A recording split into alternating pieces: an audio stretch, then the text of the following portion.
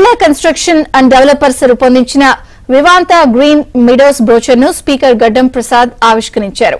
రంగారెడ్డి జిల్లా చందేపాలు green meadows venture ను అతిథులు లాంచ్ చేశారు. చేవెళ్ల ఎమ్మెల్యే యాదయ్య, చేవెళ్ల కాంగ్రెస్ ఇన్ఛార్జ్ భీంభరత్, రంగారెడ్డి జిల్లా బీజేపీ అధ్యక్షుడు నరసింహారెడ్డి కార్యక్రమానికి హాజరయ్యారు.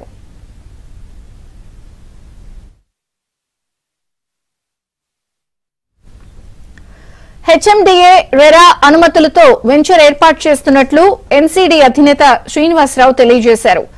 మోకిలాలో ఇప్పటికే 3 ప్రాజెక్టులను ఏర్పాటు చేశామని ఆయన వివరించారు. రాయల్ పెవిలియన్ ప్రాజెక్టు పేరుతో 570 ప్లాట్లు నిర్మిస్తున్నట్లు ఆయన చెప్పారు. ఎన్సీడీ పర్పుల్ పేరుతో 27 ఫ్లోర్లతో రూపొందించిన ప్రాజెక్టుకు అనుమతుల కోసం ఎదురు చూస్తున్నట్టు ఆయన తెలిపారు. ఒక శంకర్పల్లి చేవెళ్ల ప్రాంతమే కాకుండా రాబోయే 5 సంవత్సరాల లోపల వికారాబాద్ ప్రాంతం కూడా చాలా పెద్ద ఎత్తున అభివృద్ధి జరిగే కార్యక్రమాలను, ఎందుకంటే వికారాబాద్ గాలి చాలా మంచి గాలి.